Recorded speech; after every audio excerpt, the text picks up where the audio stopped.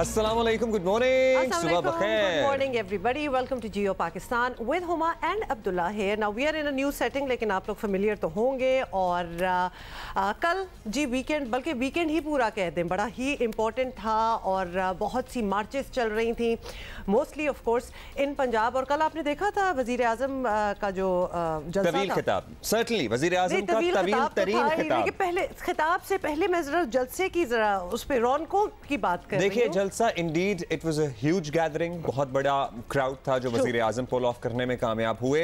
Apparently it looked big. अब उसमें कितने लोग थे, मेरा ख्याल है कि अब हम सब लोगों को इस बहस से आगे बढ़ जाना चाहिए. लेकिन बहुत इंटरेस्टिंग बहस है, बड़ा मजा आता है ना, मजा आता है इसमें, हमें बहस करनी चाहिए बहस. लेकिन मैं कह रहा हूँ क्यों आगे नहीं बढ़ पाते, क्योंकि जब जिन्होंने जलसा करना हो वो ये दावा कर रहे हो कि जनाब 10 लाख आदमी होंगे, तो फिर आप लामहाला बहस करने पर मजबूर हो जाते हैं. ऑब्वियसली लाखों पे तो नहीं हम जा सकते, but it was a very impressive, हजारों की बात थी, certainly N impressive crowd, very impressive turnout. और ऑब्वियसली हमें क्योंकि पल पल की खबरें तो मिल ही रही थी और आपको पता है सोशल मीडिया से बहुत कुछ पता चल जाता है, सो बहुत से लोग वहां पहुंच भी नहीं सके थे.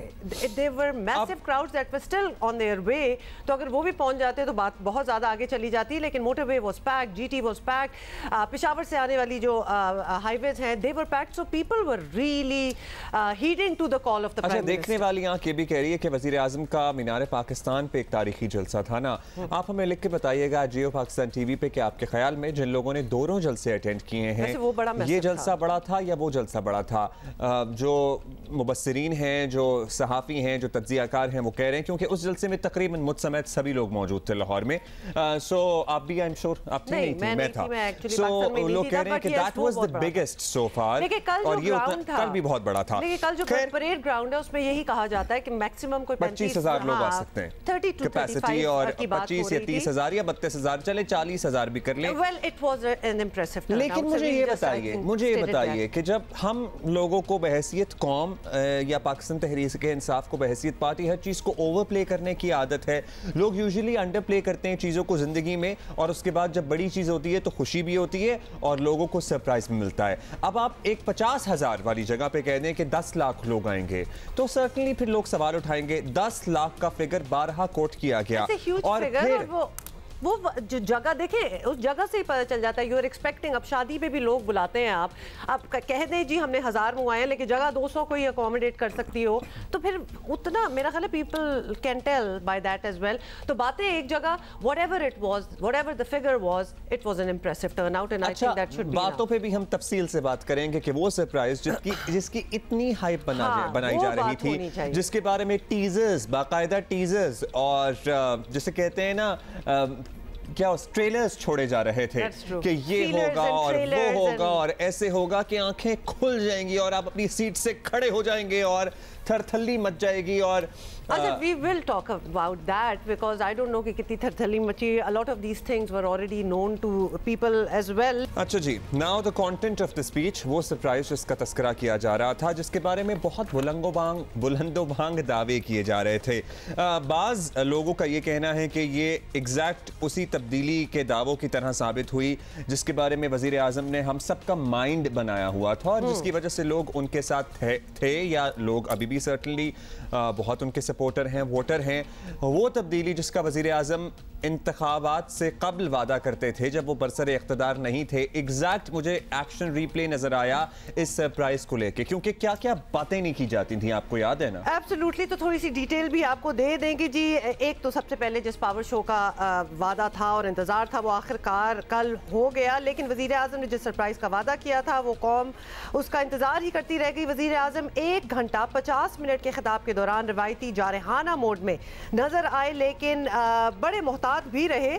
उन्होंने तकरीर के दौरान एक कागज जेब से निकाला, फिर ना दिखाया ना पढ़ा, वापस जेब में डालकर रख लिया उन्होंने और कहा कि इसमें एक धमकी दी गई है. जी बिल्कुल, उनका ये कहना था इसमें धमकी दी गई है और उनकी हुकूमत के खिलाफ आज फिर वही साजिश हो रही है जो भुट्टो के खिलाफ हुई. साजिश का हमें 3 माह से पता है.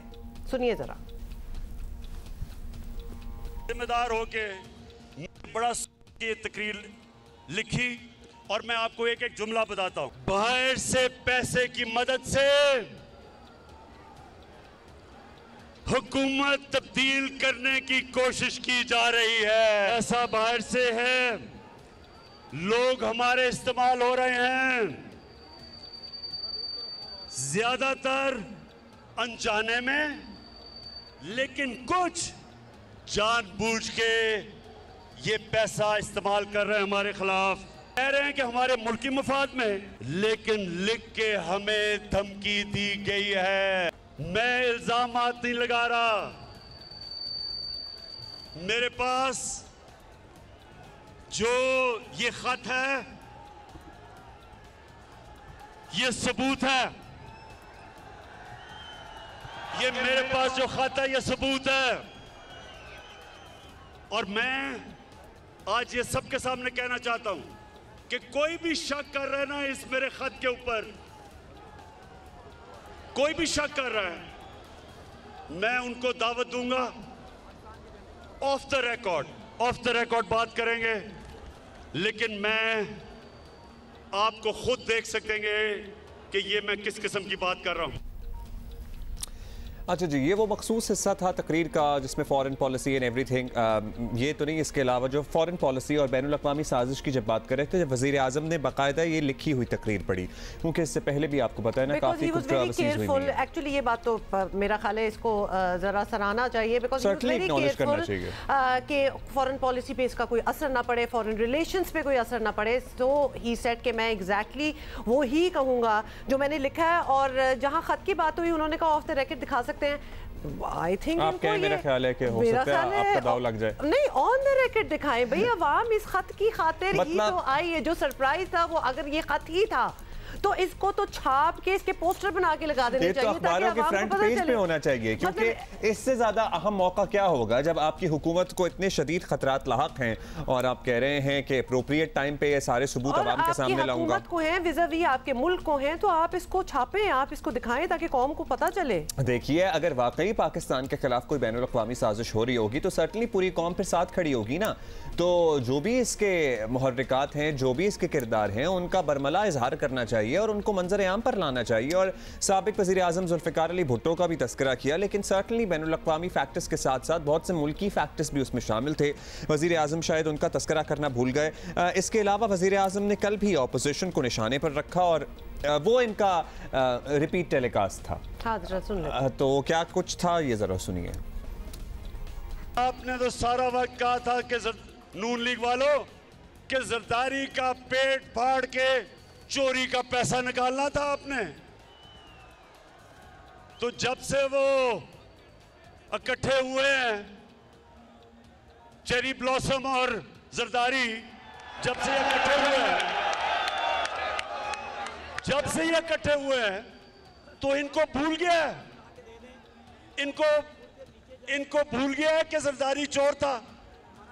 इसका मतलब कि वो सिर्फ चोर बुरा तब तक है जब तक आपके साथ नहीं है। इसका मतलब चोरी बुरी नहीं है, इसका मतलब चोरी बुरी चीज नहीं है। और पीपल्स पार्टी वाले, आप बताओ, 20 साल आप अपने लोगों को बताया कि नवाज शरीफ और शहबाज शरीफ से बड़े डाकू कोई नहीं, तो आप इकट्ठे हो गए हो। और बिलावल, जो तुम पॉलिटिक्स कर रहे हो नाना के ऊपर, ये तो नाना के कातिल हैं जिनके साथ बैठ गए हो। इसके अलावा वज़ीर आज़म ने, आपको पता ही है, वो बिलावल की उर्दू एटसेट्रा वो सारी बातें की हैं। साथ में उन्होंने ये भी कहा कि कातिल मकतूल साथ मिल के बैठ गए हैं क्योंकि उनकी हुकूमत को गिराना है, और पैसे पेट फाड़ के पैसे निकालने का भी तस्करा किया। बहुत कुछ याद दिलाया अपोजिशन को भी, और अपनी जेब से उन्होंने ख़त लहराया और कहा कि ये वो बैनुल अक़वामी साजिश है जो पाकिस्तान के खिलाफ की जा रही है। इसी पे बात करते हैं। मुस्लिम लीग नून के सीनियर रहनुमा राना सनाउल्लाह हमारे साथ मौजूद है। राना साहब, अगर वाकई पाकिस्तान के खिलाफ कोई साजिश हो रही है तो फिर तो पूरी कौम को मिलकर डट कर उसका मुकाबला करना चाहिए। आपके भी आई एम श्योर बहुत ज़राए हैं, आप सियासी असर और रसूख भी रखते हैं। ये जो ख़त वज़ीर आज़म ने जेब से निकाला था, कुछ पता चल सका? बहैसियत पाकिस्तानी, बहैसियत मुहिब्बे वतन पाकिस्तानी, हम सबको फ़िक्र है कि अगर ये साजिश है तो इसको बेनकाब और नाकाम होना चाहिए। जी, बहुत शुक्रिया हुमायूं अब्दुल्ला।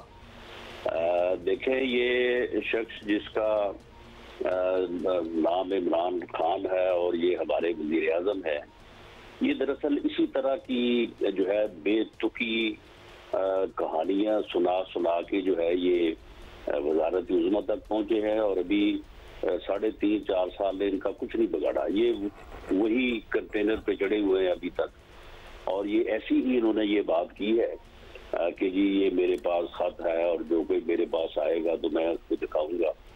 और पिछले कोई 1 हफ्ते से जो है वो लोगों को इस बात के पीछे लगाया हुआ था कि जी एक ऐसा तुर्क का पता होगा, एक ऐसी बात होगी कि हर कोई हैरान हो जाएगा, हर कोई परेशान हो जाएगा, लोगों की आंखें खुल जाएंगी, अपोजिशन जो है ये अपनी अदम एतमाद की तहरीक से भाग जाएगी, ये लोग हमारे जो गए हुए हैं ये वापस आ जाएंगे।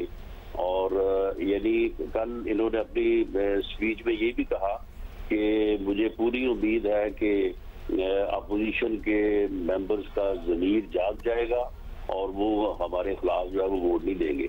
यानी अगर हमारे लोग इनके खिलाफ वोट ना दें तो उनका ज़मीर जो है वो जाग गया, और अगर इनके लोग जो है वो इनके खिलाफ वोट दें तो वो ज़मीर फरोश है।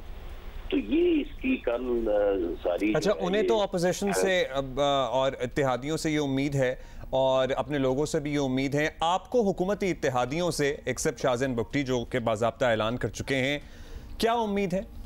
मतलब उनका ज़मीर क्या बताएगा उन्हें आने वाले 2 दिनों में, क्योंकि अब मजीद अपेरेंटली 2 दिन की मुशावरत करेगी मुस्लिम लीग काफ? नहीं, देखें ये इन्होंने पिछले दिनों में, अब देखें कि किस तरह से यानी ये झूठ बोल रहे हैं और किस तरह से बेतुकी बातें लोगों के खिलाफ ये कर रहे हैं कि जी बाहर से पैसे आ रहे हैं और जो है ये लोगों ने पैसे लिए हैं। लोगों ने मीडिया पे आके लोगों ने कुरान उठाए, लोगों ने सूरह यासीन पे हाथ रख के जो है वो लोगों ने कहा है कि हमारा यानी अल्लाह और अल्लाह के रसूल का नाम लेके लोगों ने कहा है कि हमें कलमा नसीब ना हो अगर हमने 1 रुपया भी दिया। मैं ये कहता हूँ कि ये जितने लोग भी इनके जो है वो इनके खिलाफ, इनकी पॉलिसियों के खिलाफ और इनके तर्ज हुकूमत के खिलाफ, इनके रवैये के खिलाफ ये जिस तरह से गुफ्तगू करते हैं उससे जो है वो उसके खिलाफ राना साहब, पीडीएम का, मुस्लिम लीग नून का ये मुतालबा है कि जो खत वजीर आजम ने कल जेब से निकाला था वो मंजर आम पर आना चाहिए। आप लोग ये मुतालबा करेंगे या कहेंगे? जी बिल्कुल, इनको चाहिए था कि कल जो है वो पूरी कौम को बताते कि ये सबूत है, ये पैसे हैं, ये फलां मुल्क से आए हैं, ये फलां जगह से आए हैं, फलां ने दिए हैं, फलां ने जो है वो लिए हैं, ये हमारे पास सबूत है। गवर्नमेंट के पास सारे सोर्सेज होते हैं, यानी इनके पास झूठ के अलावा कुछ नहीं है।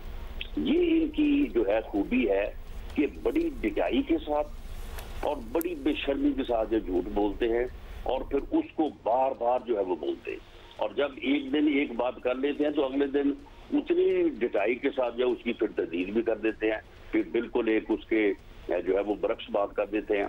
अब इस वक्त सूरत हाल ये है कि जितने लोग इनकी अपनी जमात से इनके खिलाफ या इनकी पॉलिसियों के खिलाफ थे, उनकी तादाद में तकरीबन 5 लोगों का जो है वो मजीद इजाफा हो चुका है। इत्तेहादी जो है वो भी रात के बड़े मायूस हैं इनसे।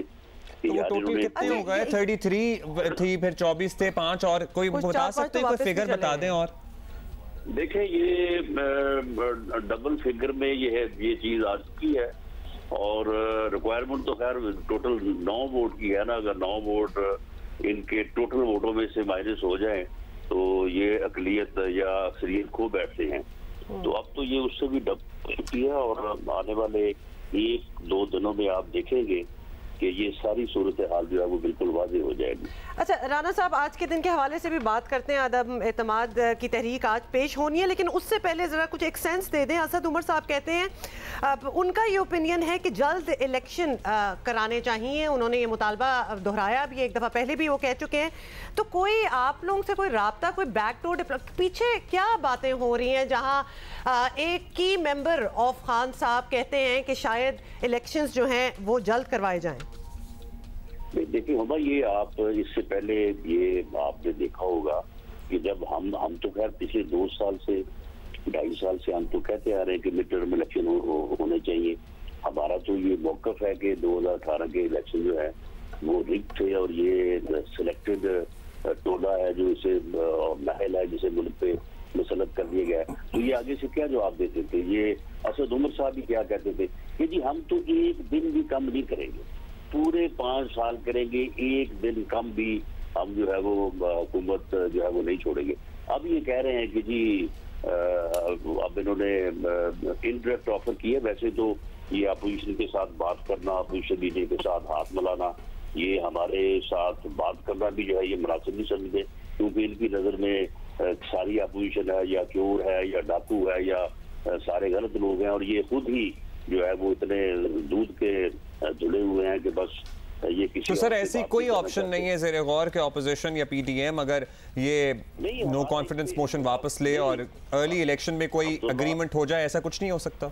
अब्दुल्ला, अपोजिशन के साथ इनका पिछले 3.5-4 साल से कोई राब्ता ही नहीं है, सलाम अलैकुम भी नहीं है, जिसे आम जुबान में कहते हैं ना, कोई दुआ सलाम नहीं है इनके साथ। इस तरह से इन्होंने इस मुल्क के ऊपर हुकूमत की है, और इंतकाम और झूठे मुकदमात का जो इन्होंने रिकॉर्ड कायम किया वो तो अब चलें फिर अर्ली इलेक्शन वाली बात तो फिर क्या ही हो सकती है जी। आज के हवाले से फिर बताएं, आज अदम एतमाद की तहरीक पेश होनी है और सोचा आज अदम एतमाद की तहरीक एजेंडे के ऊपर है और उसका क्वेश्चन जो है वो पुट करेंगे जो है स्पीकर, और अगर 20% आउट ऑफ टोटल मेंबरशिप ये तकरीबन 86 की तादाद बनती है, तो उतने लोग जो है वो अगर उसकी हमायत करेंगे तो वो फिर जो है वो वोट के लिए फिक्स हो जाएगी।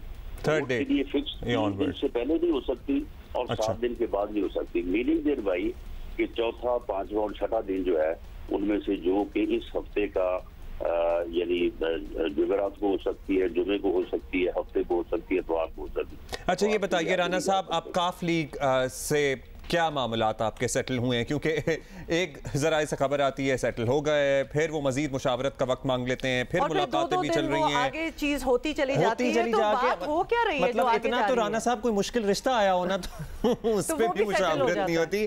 आप ये कंफर्म करेंगे कि वजारत आला की मुस्लिम लीग नून की तरफ से उनको हामी भर ली गई है या आमादगी जाहिर कर दी गई है? Is that confirmed?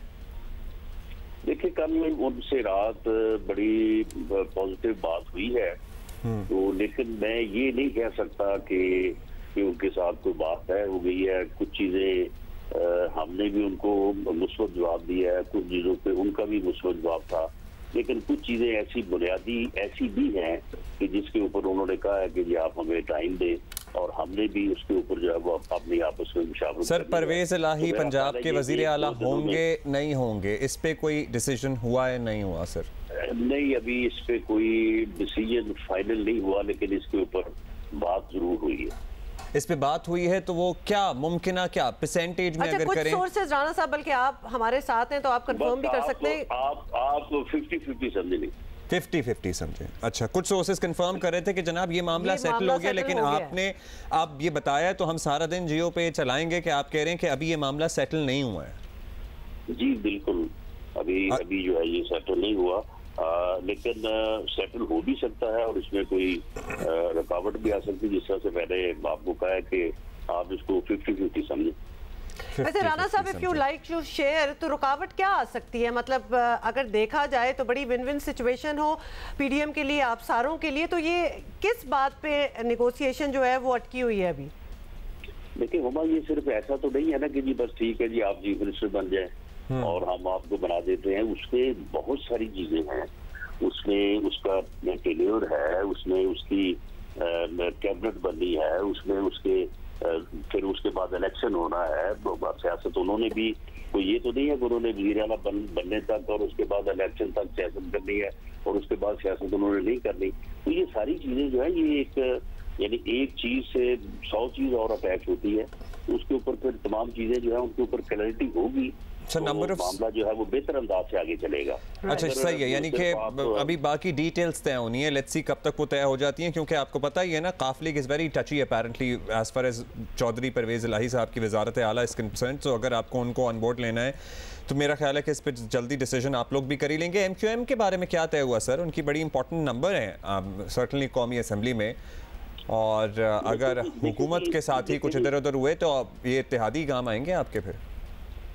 देखिए एंड टू एंड जो है उसको मैं तो ये पहली मरतबा जो है ये जो उनके साथ बात हो रही है तो मैंने देखा है, तो मेरा तो जो इम्प्रेशन था पहले उसके बिल्कुल बरक्स उन लोगों ने इस मरतबा जो हमारे साथ बातचीत की है उसमें बड़ा उनका पॉलिटिकल उनका स्टांस है। उन्होंने कोई ये बात नहीं की कि हमें वजारतें देंगे या हमें कोई कौन से अहदे मिलेंगे। उन्होंने स्टेट में जो कराची के मसाइल है या जिनको वो शहरी सिंध के मसाइल कहते हैं उनके ऊपर बात की है। उन्होंने जॉब्स की बात की है। उन्होंने बल्दियाती एक्ट जो है उसमें जो यानी जो सुप्रीम कोर्ट का डिसीजन है उसके मुताबिक उन्होंने अमेंडमेंट्स की बात की है। उन्होंने कराची के जो मेगा प्रोजेक्ट्स हैं जो प्रॉब्लम है उनके मुतल्लिक बात की है। उसमें कुछ चीजें तो हमारे मुतल्लिक है यानी वफाकी हुकूमत के मुतल्लिक है, तो उसके ऊपर तो हमने उनको अंडरस्टैंडिंग दी है और ऑलमोस्ट रात भी हमारी बात हुई है, उसमें तो कोई अब फर्क नहीं है। लेकिन क्योंकि सूबाई जो पैकेज है या जो हिस्सा है वो काफी ज्यादा है तो उसके लिए उनकी पीपल्स पार्टी के लोगों के साथ कल तक कोई 2-3 मीटिंग्स हुई हैं, बैठ के बहुत सारी चीजें तय हुई हैं। लेकिन अभी उसमें भी कुछ चीजें ऐसी हैं कि जिन्होंने अभी तय होना है। तो सर अब लास्टली और क्विकली चले पीपल्स पार्टी के साथ ये तय हो जाएगा, आपकी तरफ से सारा okay. Let's see Peoples Party के साथ कब तक तय होता है। क्विकली ये बताइएगा राना साहब कि आपको पता है ना कि अगर इस वक्त खान साहब जाते हैं तो उनके पास अगले इलेक्शन के लिए ये बताने के लिए आवाम को होगा कि उन्हें निकाल दिया गया और उन्हें टेन्योर नहीं पूरा करने दिया गया और सियासी शहीद का दर्जा उन्हें मिल जाएगा and he would have something to cell.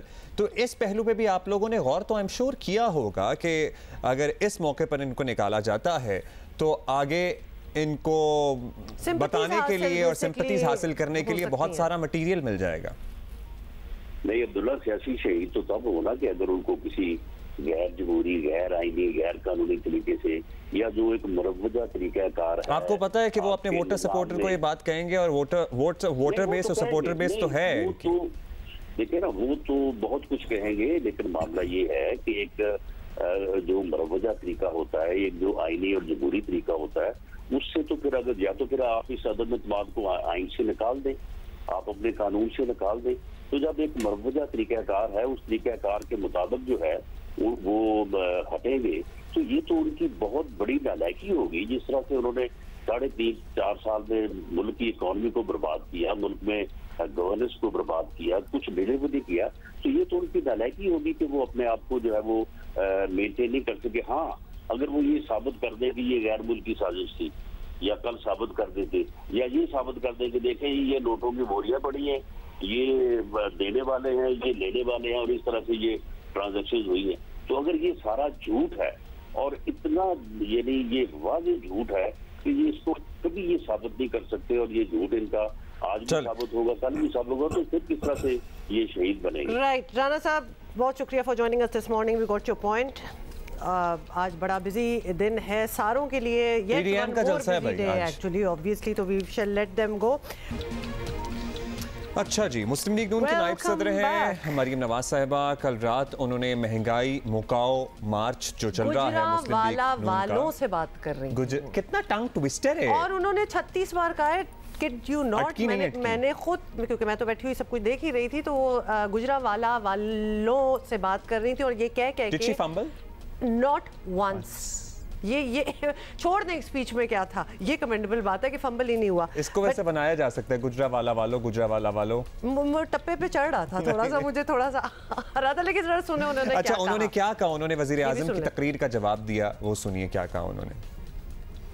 5 साल पहले भी नवाज शरीफ का नाम लेके रोता था, आज 5 साल बाद भी नवाज शरीफ का नाम लेके रोता है।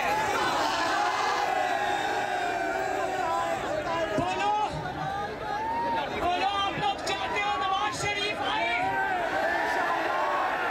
आप लोग चाहते हो शहबाज शरीफ आए, आप लोग चाहते हो कि आपका आटा, आपकी चीनी, आपकी गैस सस्ती हो, तो फिर चलो हमारे साथ इस्लामाबाद और इस चूहे इमरान खान को पकड़ के नीचे उतारो। अच्छा अब्दुल्ला, आप तो कल पंजाब में थे, तो होते आते गुजरांवाला मतलब अच्छा, आपको पता है परसों लाहौर में ट्रैफिक पूरी तरह जाम था क्योंकि सियासी एक्टिविटी खासी थी। और खैर हम ज़रा चलते हैं राना अंसर के पास और उनसे जानते हैं कि आज का एग्जैक्टली प्लान क्या है, क्योंकि आज पीडीएम का जलसा है। सो इधर है राना अंसर और हमारा कर रहे हैं वेट। राना अंसर, बताइएगा क्या सीन है? जी अब्दुल्ला, देखें मुस्लिम लीग नून का जो महंगाई मुकाओ मार्च है वो इस वक्त सराय आलमगीर में मौजूद है। ये जिला गुजरात का आखिरी स्टेशन है। इसके बाद आगे दरिया झेलम है, जहाँ से झेलम का इलाका शुरू हो जाता है। गुज़िश्ता रात 3:30 पौने 4 बजे के करीब काफिला यहाँ पर पहुंचा था। यहाँ पर एक जलसा किया गया और फिर यहीं पर पड़ाव डाल दिया गया। इस वक्त यहाँ पर सूरत हाल है, ये सूरत हाल ऐसी है कि जो साहिरीन है और जो दूसरे लोग हैं वो इससे है और तैयारी हो रही है अगले अपने सफर के आगाज की। तो यकीनन इससे पहले नाश्ता भी होगा, तो यहाँ पर नाश्ता भी तैयार किया जा रहा है, जिसमें मुरग चने हैं, मुरग कौरमा है, अंडे बनाए जा रहे हैं और साथ गर्मा गर्म नान होंगे। तो ये सारा कुछ नाश्ते के लिए तैयार हो जो है वो किया जा रहा है। कारकुन यहाँ से नाश्ता करने के बाद आगे रवाना होंगे। मैं आपको बता दूं कि तीसरा रोज है अब्दुल्ला आज मुस्लिम लीग नून के इस मार्च का, और ये तीसरा अहम रोज भी है क्योंकि एक तरफ तो ये आखिरी रोज है इस्लामाबाद में जाकर इसका इख्तिताम होना है, दूसरा कौमी असम्बली में तहरीके अदम एतमाद की कार्रवाई भी होनी है। तो हम इसको लाहौर से देख रहे हैं, जैसे जैसे ये काफिला इस्लामाबाद की तरफ बढ़ता जा रहा है तो जो कायदीन है मरियम नवाज और हमदा शहबाज इसकी क़यादत कर रहे हैं। जगह जगह इस्तकबाल होता है, वो लोगों से खिताब करते हैं, हुकूमत पर तनकीद करते हैं। तो जैसे जैसे इस्लामाबाद के करीब जा रहे हैं अल्फाज और अंदाज सख्त होते जा रहे हैं। तो आज ये काफिला जब यहाँ से निकलेगा तो इसकी मंजिल इस्लामाबाद होगी। अब्दुल्ला, आपने बात करते हुए गुजरांवाला का जिक्र किया, तो गुजरांवाला के बाद जो है सराय आलमगीर पर तक जहाँ हम बात पहुंचे जगह जगह पर इस्तकबाल था। गुजरांवाला में बड़ा सियासी पावर शो था और जब ये जलसा हो रहा था तो मरियम नवाज ने कारकुनों को बताया कि उसी दौरान मियां नवाज शरीफ ने भी उनसे टेलीफोन पर बात की, जलसे और दूसरे जो इंतजामात है उसके हवाले से बात की और पूछा और कहा कि मुझे वो नारे सुनाए जाएं जो लोग यहाँ खड़े होकर क्राउड में खड़े होकर लगा रहे हैं। तो आज इस सफर का आगाज जब यहाँ सराय आलमगीर से होगा तो पहला इस्तकबाल इस काफिले का झेलम में होगा। झेलम के बाद आगे बीना होगा, सुहावा होगा, फिर बीना और इसी तरह जो है वो मंदरा गुजर खान रवा से होते हुए ये इस्लामाबाद पहुंचेंगे। जरा स्पीड आज बढ़ानी भी पड़ेगी क्योंकि इस्लामाबाद पहुंचना है। कल एक्चुअली मरियम नवाज का खुद भी कहना था शेखुपुरा तक पहुंचने में ही उनको 9 घंटे लग गए थे। तो आज जरा तेज काफिला बढ़ाना पड़ेगा क्योंकि सर्टनली आज शाम का प्लान है इनका जलसे का। हमें अपडेट करने का थैंक यू जनाब। और सराय आलमगीर से रवाना होगा, इसके बाद झेलम पर पड़ा होगा, उसके साथ साथ ये सिलसिला आगे बढ़ेगा। अच्छा जी, मौसम की बात करते हैं और मौसम की बात नहीं। Thank you for clarifying that. कुछ और बातें भी करनी चाहिए कि जैसे कि एक्चुअल मौसम जो है वो बहुत ज़्यादा गर्म हुआ है। We really want to find out कि ये हो क्यों रहा है और क्या हो रहा है, बिकॉज ये महीना मार्च का महीना इतना गर्म होता नहीं है and it's all over the country. अभी आप होके आए लाहौर से? लाहौर में था कल और नॉट रियली हॉट बट बस था जैसे होता है वैसे ही था टू बी ऑनेस्ट, क्योंकि मार्च के महीने में इवेंटफुल इसलिए होता है ना क्योंकि मेरा पर्सनल में सालगिरह होती है मेरी मार्च में और बचपन से आपको वो डेट याद रहती है कि उस दिन मौसम कैसा होता है। तो लाहौर में 23 मार्च से ऑनवर्ड या 23 मार्च गर्म ही होता है, लेकिन शामें प्लेजेंट थी। अच्छा, महकमा मौसमियात का कहना है कि आज से शहर में गर्मी की शिद्दत में कुछ कमी आएगी, लेकिन वक्ती तौर पर ओनली, और 30 मार्च के बाद 3-4 दिन जो है वो गर्म रह सकते हैं। हमें ज्वाइन किया है जी सरदार सरफराज साहब ने, चीफ मेट्रोलॉजिस्ट, और ये हमें हमेशा बताते हैं कि एक्चुअली मौसम का क्या हाल होने वाला है। सरदार साहब, इस बार ऑब्वियसली लग रहा है कि सर्दी तो लिटरली बस हेलो हाय करने आई और उसके बाद गायब हो गई और गर्मियां जो हैं वो बिल्कुल जम के आ गई हैं। तो कुछ बताएं कि मौसम का क्या हाल रहेगा आजकल में? नहीं, ये मामूल के मुताबिक तो नहीं था, गैर मामूली रहा। पिछले साल आपको शायद याद हो कि कराची में बिल्कुल मार्च के आखिरी दिनों में यानी 30-31 मार्च से इस तरह की गर्मी पड़ी थी। तो इस दफ़ा तो मार्च के दूसरे अशरे में यानी 11 से 14 मार्च को इस तरह 4 से 5 दिन हमें बहुत ज़्यादा गर्म देखने को मिले। फिर ये 25 से या 24 से आप कह लें, 24 से लेकर 27 तक, तो ये 4 दिन बहुत गर्म और आखिरी 2 दिन भी बहुत गर्म। तो ये गैर मामूली है। मार्च का महीना अमूमन तो पाकिस्तान, खासकर अपर हाफ ऑफ पाकिस्तान में तो स्प्रिंग का महीना हुआ करता है, लेकिन इस दफ़ा स्प्रिंग का दौरानिया बहुत ही कम रहा। कोई 1 आध हफ्ते कुछ एरियाज़ में रहा नॉर्दर्न पाकिस्तान में। ज़्यादातर मुल्क के जो मशरकी हिस्से थे वो सारे उसकी लपेट में रहे, हीट वेव की लपेट में। पहले जो पिछले अशरे में, मतलब मार्च के दूसरे अशरे में जो शुमाली इलाकों में भी हीट वेव के असरात हुए थे। तो इस लिहाज से कह सकते हैं कि अनयूजुअल है इस दफ़ा। सो सर्दी आई और फिर डायरेक्ट गर्मी आ गई, बाहर नहीं आई। अच्छा, रमज़ान इज़ अहेड सरदार साहब, बड़ा इंपॉर्टेंट होता है कि रमज़ान में ज़रा गर्मी में रोज़े हो तो जाते ही हैं, लेकिन अल्लाह करे कि आसानी अल्लाह मियाँ हम सब के लिए मौसम के एतबार से पैदा कर दे। तो रमज़ान मुबारक के मौसम की क्या प्रेडिक्शंस हैं आपके पास? देखिए, वैसे तो अप्रैल जैसे जैसे आप आगे बढ़ते हैं ना, मार्च के बाद फिर अप्रैल ज़्यादा गर्म होता है, फिर अप्रैल के बाद मई जून तो गर्म तरीन महीने होते हैं दोनों कराची में। तो रवायती तौर पे तो अप्रैल मार्च के मुकाबले में ज़्यादा ही गर्म होता है और इत्तेफाक से सारा रमज़ान अप्रैल में ही फॉल कर रहा है। लेकिन जैसे मैंने कहा कि पहले 2 दिन जो होंगे, यानी अप्रैल के जो शुरू के दिन होंगे, पहले 4-5 दिन आप कह लें, 3 अप्रैल से इम्कान है रमज़ान के शुरू होने का। तो जो पहले 4-5 दिन है उनमें बहुत ज़्यादा गर्मी नहीं है। अप्रैल का नॉर्मल टेम्परेचर या एवरेज ही 35 है। तो जाहिर है कि गर्मी तो होगी, लेकिन इतनी बहुत ज़्यादा नहीं है कि जितना ये स्पेल चल रहा है। पहले आप कह लें पहला हफ्ता सही गुजरेगा, लेकिन उसके बाद फिर आगे गर्मी बतदरीज बढ़ती जाएगी। ऑलराइट, बहुत बहुत शुक्रिया सरदार सरफराज साहब। We were trying to negotiate with Sardar साहब कि शायद कह दें कि जी बड़ा ही ज़बरदस्त कोई सीन होने वाला है मौसम के हवाले से। नहीं, कुछ ऐसा नहीं होगा। अच्छा जी, कोरोना के बारे में हमने आपको बताना है। By the way, I was speaking to a friend in the UK और यूके में दोबारा से कोविड फैलना शुरू हो गया है। ओके, सो यू नो, जब हमें एकदम लगना शुरू हो जाता है ना कि दिस इज हिस्ट्री नाउ और ये बीमारी या इसकी वेव दोबारा नहीं आएगी, तो दुनिया के किसी न किसी मुल्क से खबर आ जाती है कि जनाब वहाँ दोबारा केसेस पड़ना शुरू हो गए हैं। लेकिन ओवरऑल अल्हम्दुलिल्लाह पाकिस्तान में सूरत हाल अंडर कंट्रोल है। लेकिन we have 1 death to report due to corona. ये पिछले 24 घंटे का बता रहे हैं। और जी 186 न्यू केसेस हैं और 0.66 एक्चुअली पॉजिटिविटी रेट है। एक्चुअली जो आजकल बातें हो रही हैं उसमें गहराई कम और सतहीपन ज़्यादा महसूस हो रहा है, क्योंकि कोई गहरी बात नहीं है। बस सब लोग अपना अपना कर ही रहे हैं, सारा मामला सेट करने की कोशिश कर रहे हैं। इंटरेस्टिंग ये बात जो है ना, बाय द वे, ये जो बात हमने ये लाइन बड़ी गहरी वाली की है, ये डेंजल वॉशिंगटन ने विल स्मिथ को कही। ये उन्होंने नहीं कहा, ये उन्हें मशवरा दिया गया, उन्हें एडवाइस किया गया। ये एक्चुअली लिटरली कुछ मिनट पहले ही की बातें हैं और हम आपको we are telling you as it is, literally as it is happening. और ये उनका कहना था। और डेंजल वॉशिंगटन भी बड़े पाए के वैसे तो हैं और बड़े डेप्थ उनमें भी ऐसी बातें वो करते रहते हैं। बड़े अच्छे अदाकार हैं ये सारे। वैसे पता नहीं क्यों फड्डा हो गया। क्या कहा था बीवी के बारे में? मुझे नहीं पता, वो जोक नहीं है। मतलब यानी हमारे जो साउथ एशियन जोक्स होते हैं वो उधर भी जोर से जाके लगते हैं जब किसी को लगे। हाँ, कुछ ऐसा ही हुआ। ऐसा ही है। क्रिस रॉक पता करते हैं वैसे, मतलब I tried to search but I couldn't find that joke. मिल जाएगा। खैर चलें, इस बारे में हम बात कर लेंगे। Coming back to the politics at hand. और आपको पता है कि आज बड़ा ही इंपॉर्टेंट दिन है इस्लामाबाद कौमी असेंबली का तरीन इजलास भी है। बिल्कुल, और पेश की जानी है तहरीक अदम एतमाद। यस, तहरीक अदम एतमाद और कॉन्स्टिट्यूशनल अमेंडमेंट भी करने की एक प्रपोजल है ताकि जनूबी पंजाब के सिलसिले में साउथ पंजाब के लिए भी राहें जो हैं वो ज़रा खुली जाएं। तो इस वक्त हमें किसने ज्वाइन किया? ये तो मैं भी पता करने की कोशिश कर रहा हूँ। कुछ मदद मिल जाए तो हम ज़रा बात कर लें। अच्छा जी, हुकूमत और अपोजिशन के दरमियान भरपूर सियासी लड़ाई जारी है और आज आपको बताते हैं कि पार्लियामेंट में क्या होने वाला है या हो सकता है। मेरा तो ये नहीं चले आप आगे। गिर गया सारा कुछ, सिस्टम ही मेरा हिल गया। जी, धुआंधार जलसों और जवाबी जलसों का धमाका जो है वो धमाका के राउंड आज एक हद तक खत्म हो जाएगा। वी आर होपिंग कि आज जरा कुछ कंप्लीशन हो जाए। पीडीएम के जलसे के साथ ही खान को घर भेजने का मामला पार्लियामान मुंतकिल हो जाएगा। वजीर आजम इमरान खान ने कल इस्लामाबाद में बड़ा जलसा किया। नून लीग ने भी भरपूर सियासी शो किया और इससे पहले ये भी आपको बता दें मौलाना फजल रहमान की जमात भी अपना रंग जमा चुकी है। लेकिन बहरहाल वजीर आजम की किस्मत का फैसला तो पार्लियामान में ही होना है। ऑपोजिशन को तहरीक अदम एतमाद कामयाब बनाने के लिए 172 अरकान 172 अरकान की हिमायत है। लेकिन एक बाय द वे आउट हो चुके हैं, शाहज़ैन बुख्ती जो है। अच्छा जी, अभी हम आगे बढ़ते हैं और इसी पे जरा बात करते हैं। मुस्लिम लीग नून का मौक़िफ़ तो हमने लिया, जिसपे राना सामदे हमने कैटेगोरिकली कह दिया कि जो चौधरी परवेज़ इलाही की पंजाब की वजारत आला वाला मामला है अब तक सेटल नहीं है। 50-50% है।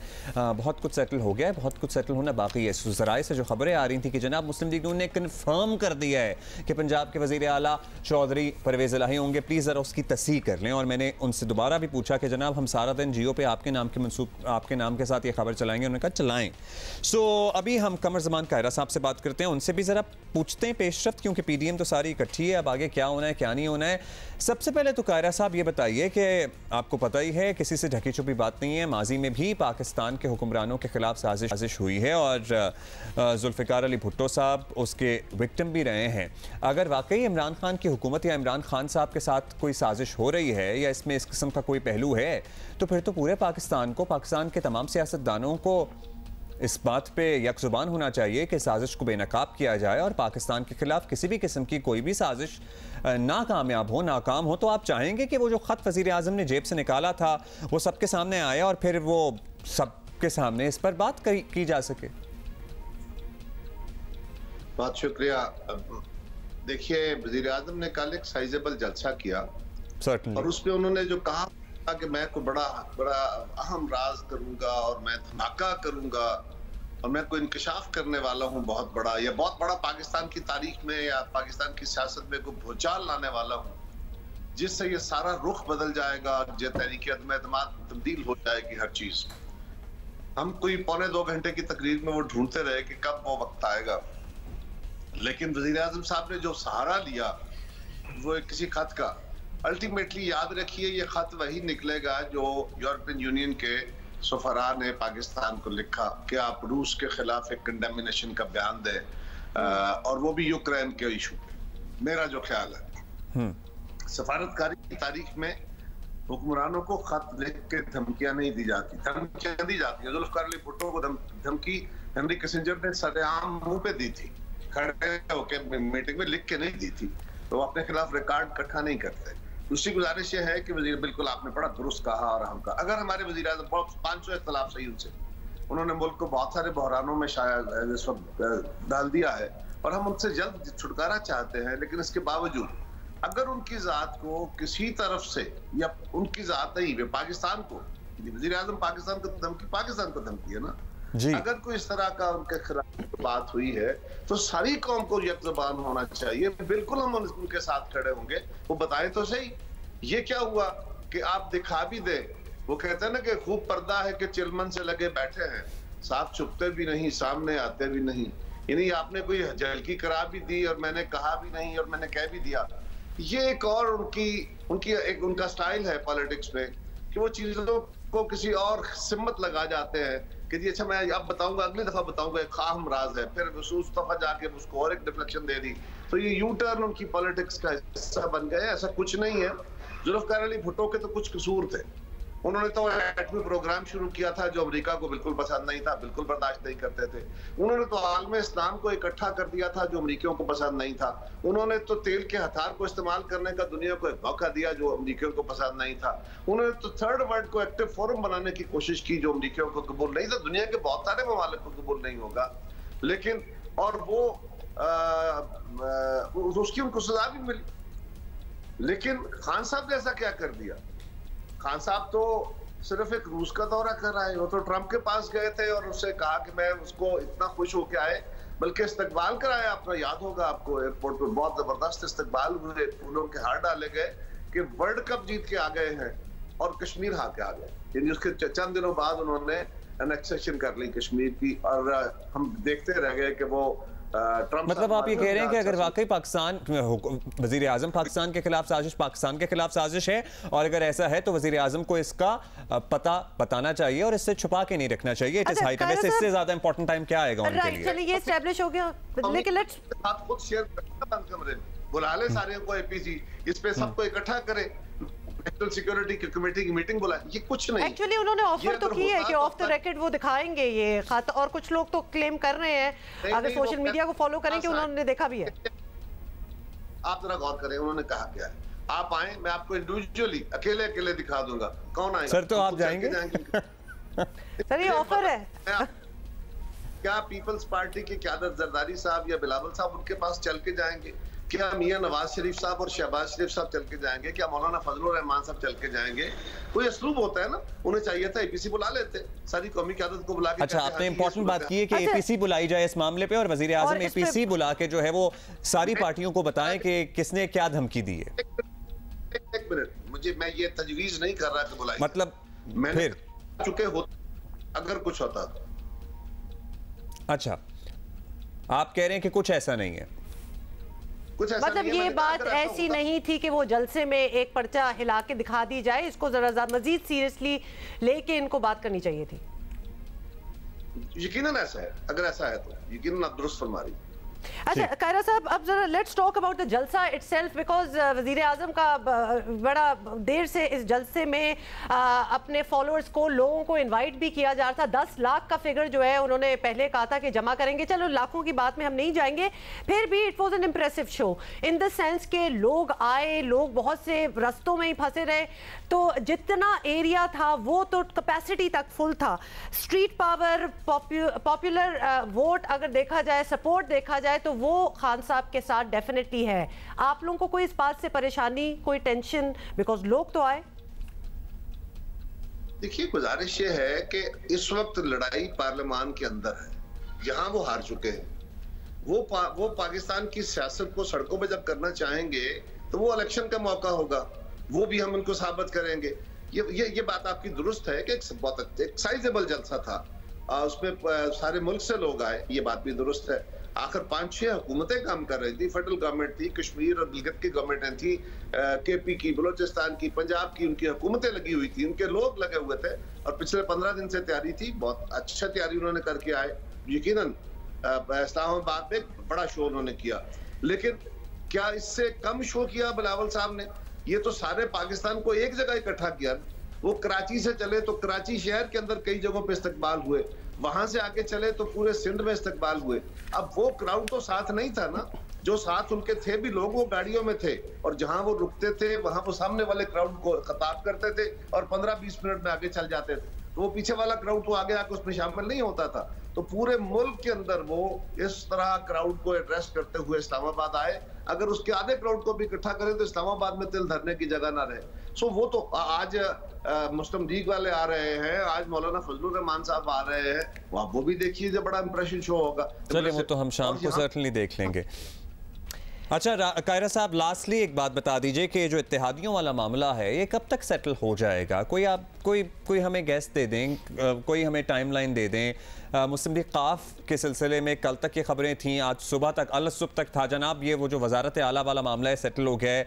राना सनाउल्लाह से अभी हम कुछ देर पहले ही बात कर रहे थे, वो कहते हैं अभी तक वो मामला सेटल नहीं हुआ है। तो सर और कितना टाइम लगेगा ये चीज़ें सेटल होने में? 50-50 का है उन्होंने। देखिए, गुजारिश ये है कि एक तो यह है कि 3-4 तारीख तक तो ये डेफिनेटली सेटल हो जाएगा, लेकिन मेरा ख्याल है कि ये अगले एक दो दिन में हो जाना चाहिए। 3-4 तारीख तक मैं इसलिए कह रहा हूँ कि इसका टाइम टोटल 3-4 तारीख तक है, तो उससे पहले होना ही है किसी तरफ लगे। लेकिन जो राना साहब ने बात कही, जो मैं समझता हूँ मुस्लिम लीग काफ के साथ गुफ्तगू में कई मुलाकातें हुई हैं, उनमें बहुत सारी चीजें सेटल हो गई है। अब क्योंकि मामला हतमी तौर पे फाइनली अनाउंस नहीं हुआ और उसके जो सारी निटी-ग्रिटीज हैं दोनों अतराफ में, हमारी तरफ भी यानी अपोजिशन की तरफ भी और काफ लीग की तरफ भी, उसमें कुछ चीजें होंगी जो भी सेटल होने वाली हैं। इसलिए राना साहब ने उसको 50-50 कहा है। सर पीपल्स पार्टी और एमक्यूएम का मामला सेटल हो गया? क्योंकि हमने उनसे एमक्यूएम के बारे में पूछा, उन्होंने कहा जी हमसे तो जो बात हुई है हम तो सारे मामला तय कर बैठे हैं, लेकिन ज़्यादा किरदार सूबाई हुकूमत का है, तो वो मामला सेटल है। MQM is on board with Peoples Party on whatever has settled down.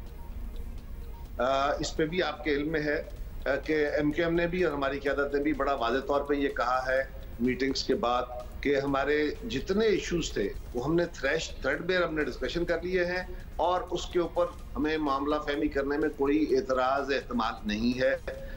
वो हो जाएगा या हो गया है। अब उसको तहरीरी शक्ल देना है, उसमें कोई एडमिनिस्ट्रेटिव ऑर्डर्स निकलने हैं, उसकी इम्प्लीमेंटेशन शुरू होनी है।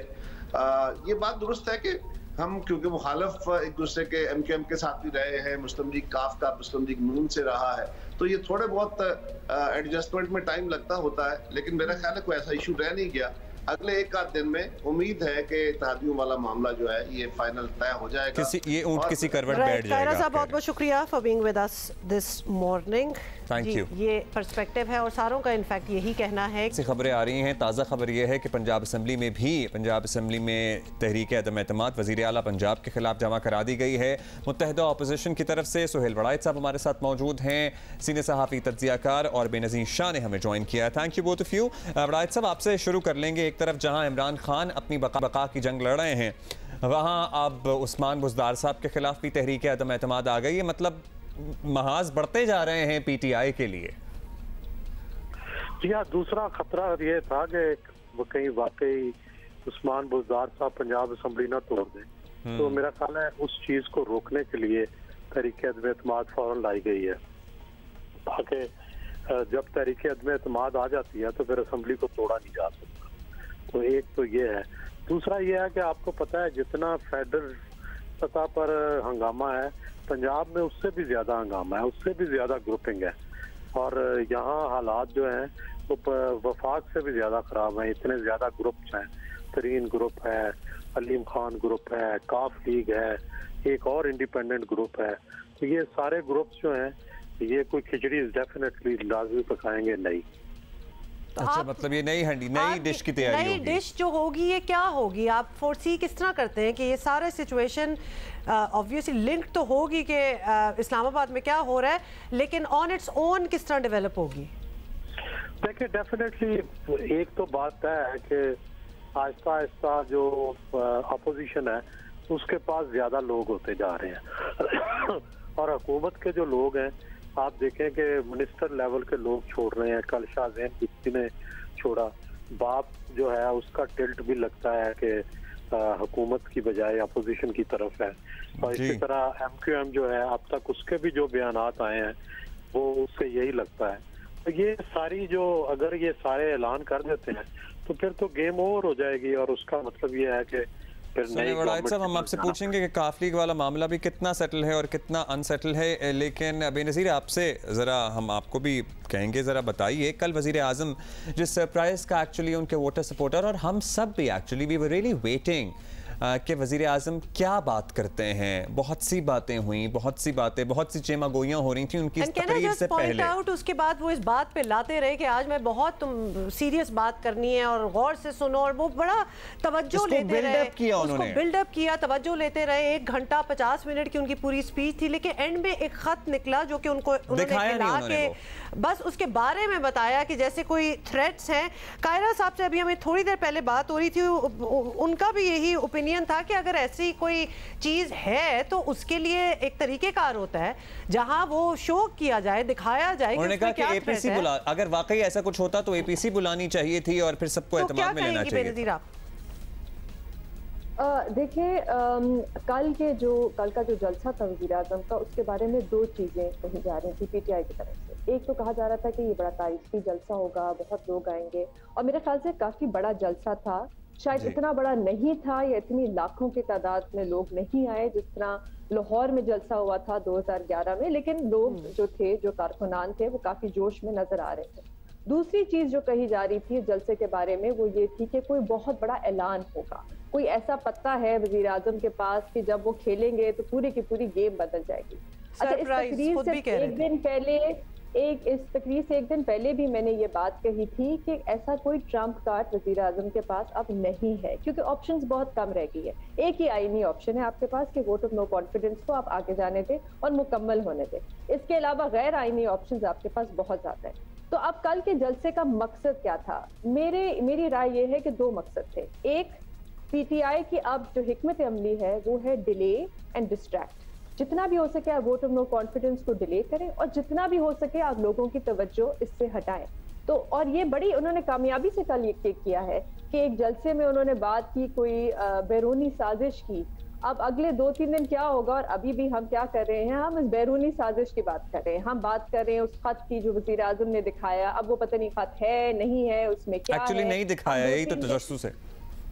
वो मीडिया में हम 2-3 दिन इसी चीज पे बात करते रहेंगे। आज जैसे नेशनल असेंबली का सेशन होगा, जनूबी पंजाब का बिल भी पेश किया जाएगा, उससे भी हम डिस्ट्रैक्ट हो जाएंगे। हुकूमत जनूबी पंजाब की बात करना शुरू कर देगी, तो ये इनकी एक डिले। अच्छा, दूसरी चीज जलसे का मकसद मेरे हिसाब से ये था कि एक तरह से वज़ीर आज़म ने शायद अब ये उनको अंदाजा है कि वो वोट ऑफ नो कॉन्फिडेंस नहीं जीतेंगे, इसलिए अब एक नया बयानिया बनाया जा रहा है इलेक्शन, अगले इलेक्शन के लिए।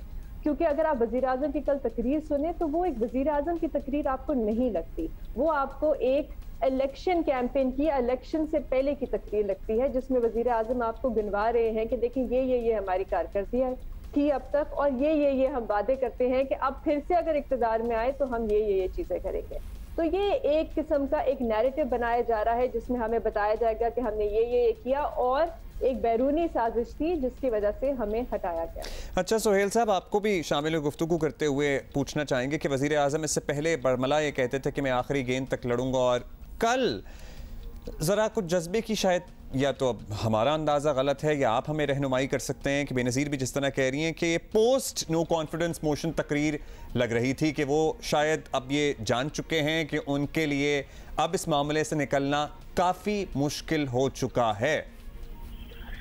जी हाँ, ऑप्शन जो है आहिस्ता आहिस्ता ख़त्म हो चुके, और दूसरा ये था कि जो ख्यालात थे लोगों के, जो सोचा जा रहा था कि शायद कोई आर्मी के अंदर तब्दीली करेंगे, शायद कोई बहुत बड़ा एक्शन लेंगे, तो वो जाहिर है ये ऑप्शन भी मेरा ख्याल है उनके पास नहीं रह गया था। ये ऑप्शन भी चूँकि बहुत पहले से कैलकुलेटेड था तो इसका जवाब भी कैलकुलेटेड हो सकता था, इसलिए वो उस ऑप्शन की तरफ नहीं गए। तो उन्होंने बड़ी सेफ गेम खेली, एक दूर दराज साजिश का जिक्र किया जो कहीं आसमानों में हुई है या कहीं यूरोप में हुई है, जो उनके खिलाफ जो है एक खत मौजूद है और उस खत का उन्होंने जिक्र किया। लेकिन ये देखें, ये बिल्कुल हम रिपीट कर रहे हैं। भुट्टो साहब ने राजा बाजार रावलपिंडी में जाके वो खत दिखाया था, लेकिन उस वक्त तो एटम बम था, उस वक्त तो एक तीसरी हमने इस्लामी सरबराही कॉन्फ्रेंस करवाई थी, तेल का हथियार था। तो एक दुनिया में हम एक रेलेवेंट थे, दुनिया में हमारी वाकई उस वक्त हमारे खिलाफ दुनिया में एक चीज मौजूद थी, अमेरिका हमारे खिलाफ मौजूद था। अब बाजार कोई ऐसी चीज नजर नहीं आती। हम अफगानिस्तान में अमेरिका की पॉलिसी पर अमल कर रहे हैं, हम कोई ऐसा दुनिया में कोई हमारा अमेरिका से बड़ा इख्तलाफ नहीं है। सी पैक पर जो इख्तलाफ था वो सी पैक अब इतना तेज नहीं है जितना शुरू में अमेरिका को हम पर एतराज था। तो बज़ाहिर तो कोई ऐसी साजिश नजर नहीं आती, लेकिन ये जो जहाँ तक खत का तल्लुक है जो सफीरों ने लिखा था, तो ये खत तो अपने दोस्त ममालिक को लिखे जाते हैं। सफीर अपने दोस्त ममालिक को खत लिखते हैं कि जी देखें आप ये पॉलिसी चेंज ना करें। मुझे याद आता है कि जब ईस्ट पाकिस्तान का क्राइसिस चल रहा था तो उस वक्त भी 34 जो एम्बेसडर्स थे उन्होंने एक खत लिखा था। तो ये एक रवायत है कि उस वक्त आपके जो दोस्त ममालिक है वो आपको इंतबाह करते हैं कि आप ऐसी पॉलिसी ना इख्तियार करें। तो मेरा ख्याल है कि इसको धमकी समझना या इसको अपने खिलाफ समझना, ये मेरा ख्याल है मुनासिब। अच्छा वड़ायत साहब, हमारे पास वक्त की कमी है बेनज़ीर, हम आपसे ब्रेक के बाद भी कंटिन्यू करेंगे। वड़ायत साहब, आपसे इजाज़त लेने से पहले हम आपसे पूछना चाहेंगे कि बाज़ हल्के ये भी कह रहे थे कि जनाब ये सपोर्ट और अवामी सपोर्ट का पैगाम पहुंचाना मकसूद था और मुक़्तदर हल्कों को ये बताना था कि इमरान खान के पास अभी भी मुल्क में सबसे बड़ी स्ट्रीट पावर है। तो क्या ये मकसद उन्हें हासिल हो सका? क्या ये वाकई एक बहुत बड़ा जलसा था 2011 के जलसे से आपको मैसिव लगा या ये उससे छोटा था? अब्दुल्ला सुल्तान साहब देखें, जलसों में तो सबसे बड़ा जलसा आज तक मोहतरमा बेनज़ीर भुट्टो का 10 अप्रैल का जलसा था, उससे बड़ा कोई जलसा नहीं हो सका। जो इमरान खान का जलसा था लाहौर वाला, वो मैंने खुद देखा था। जी हमने भी देखा था। जी देखा था, वो बड़ा, उसमें तादाद जो है वो तो लाखों में थी, लेकिन असल बात उसमें जलसे में जुनून की थी, जज्बे की थी, और वो तो भी कोई बेनज़ीर भुट्टो से बड़ा जलसा नहीं था।